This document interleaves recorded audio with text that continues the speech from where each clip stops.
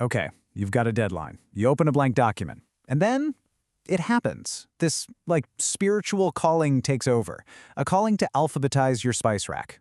If you've ever found yourself deep cleaning the grout just to avoid writing one single email, then you are in the right place. But what if I told you that urge has absolutely nothing to do with being lazy and everything to do with a secret battle happening inside your brain?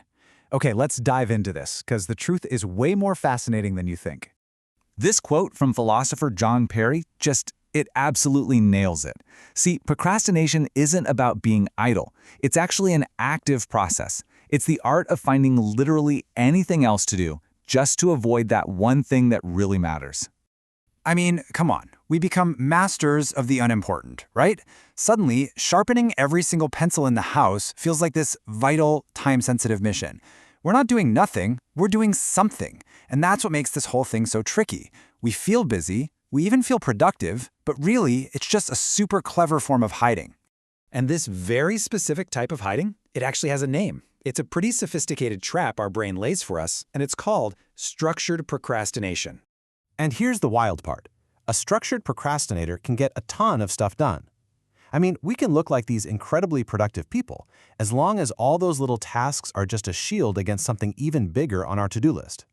It's a psychological loophole we use to get a gold star for the day, without ever touching the real challenge. So if it's not a character flaw, if we're not just lazy, then what is really going on? This is the big reveal. This is the idea that will completely change how you see this habit forever. There it is. Just let that sink in for a second. This has nothing to do with your calendar or your to-do list app or your willpower. According to researchers like Dr. Tim Pitchell, it's about feelings, plain and simple. We put things off to avoid the uncomfortable emotions a task brings up. Think about that thing you're putting off right now. Seriously, does the thought of starting it make you feel anxious? Do you secretly worry you're going to mess it up? Do you feel that crushing weight of being completely overwhelmed? Or is it just so mind-numbingly boring you'd rather watch paint dry? See, that feeling, whatever it is, that's the real enemy. We delay the task just to get a temporary escape from that feeling. Now, what's really fascinating here is what's happening on a biological level. When you face that dreaded task, it's not just in your head, it's a full-on neurological tug-of-war. All right, so let's break this down. On one shoulder, you've got your rational decision maker. This is the part of you that buys kale and sets an alarm for the gym. But on the other shoulder, you have the instant gratification monkey, and all this monkey wants is to feel good right this second. So when that difficult task pops up, the monkey just screeches, "Danger! Discomfort ahead!" and yanks the steering wheel toward the nearest YouTube rabbit hole. And get this, it's not just a cute metaphor. Your amygdala, which is the brain's ancient alarm system, literally can't tell the difference between a charging lion and a blank spreadsheet. That feeling of dread, that urge to run away, that's a genuine fight-or-flight response.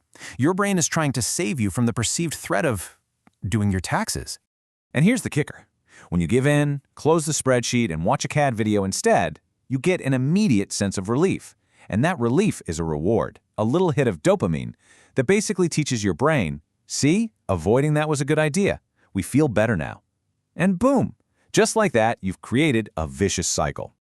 Okay, so if we're basically hardwired to run from our to-do lists, what chance do we even have? Well, the answer isn't to fight harder, it's to be sneakier. Let's get to the solution, a beautifully simple cheat code for your brain called the 2-minute rule. This gem comes from James Clear, who wrote Atomic Habits. The whole idea is to shrink any task or habit down to a version that is so easy, so ridiculously non-threatening, that your brain doesn't even have time to object.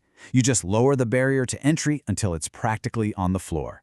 This is just a perfect example of how it works. Thinking about running a marathon is terrifying.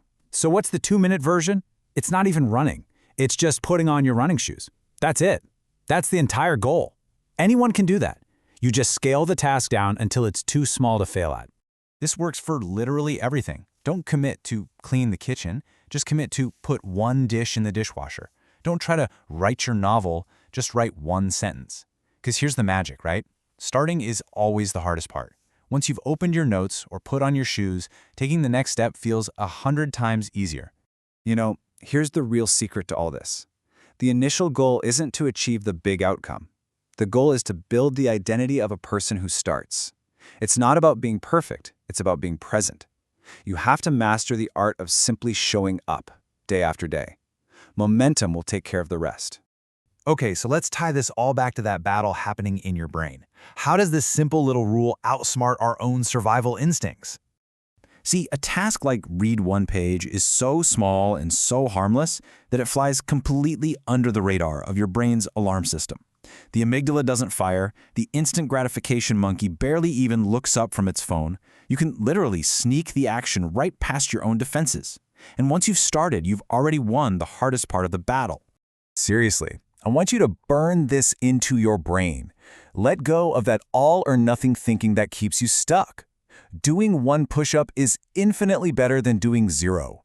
Writing one email is infinitely better than staring at an empty inbox, because small progress is still progress. So here's my challenge to you. Right now, think of that one thing you've been avoiding. What is the tiniest, easiest 2-minute version of that task? Is it opening the document, putting on your shoes, sending a one-sentence text? And don't just think about it. Tell us in the comments what your 2-minute task is, and then go do it right now. You've got this.